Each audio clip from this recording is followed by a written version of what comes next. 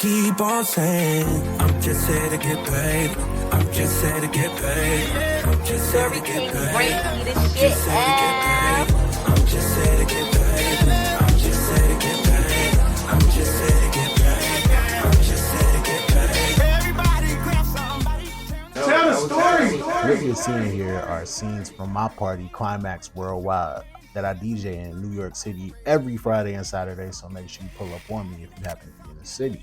The music you're hearing now and throughout this vlog is going to be from my latest mix, Scarf Life. Go to soundcloud.com/StoryKingBrent and stream that.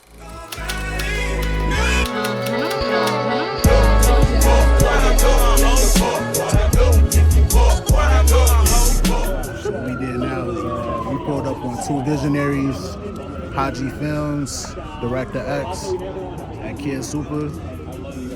I used to live down the block from KidSuper, man. We threw a party together in 2017 for Side Baby, and to see him doing Louis Vuitton, you name it, this is a genius in the making, so good space to be in.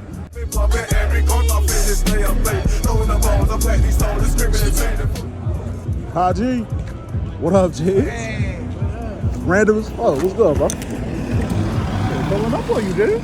Salute. When I first met Hidji, it was because we both bonded on how good Kitty Cash looked when she was DJing at Baby's Alright in Brooklyn.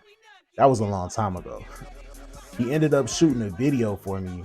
This was about a year before he had his big breaks with A$AP Rocky and the All Collective.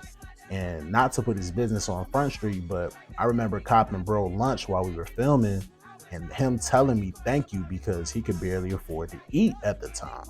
That was wild, but what stood out the most was when we were on a train together between filming and he said, you know, the struggles right now, they don't matter because this camera, and he had the camera in his hand while he was talking, he said, this camera is gonna take me around the world.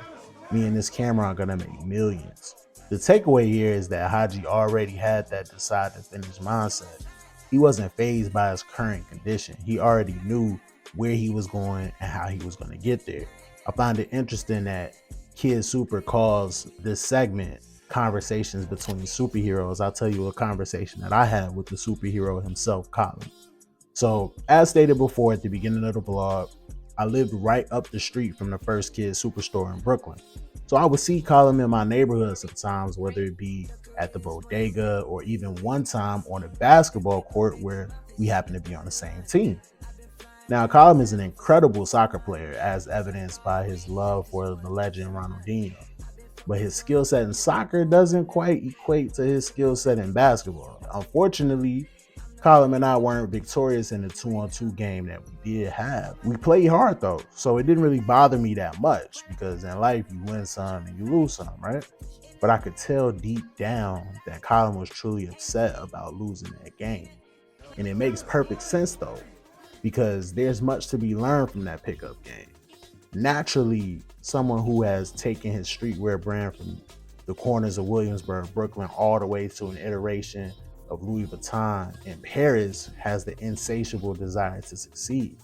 The DNA someone has for accomplishing this isn't someone who would take any kind of setback lightly.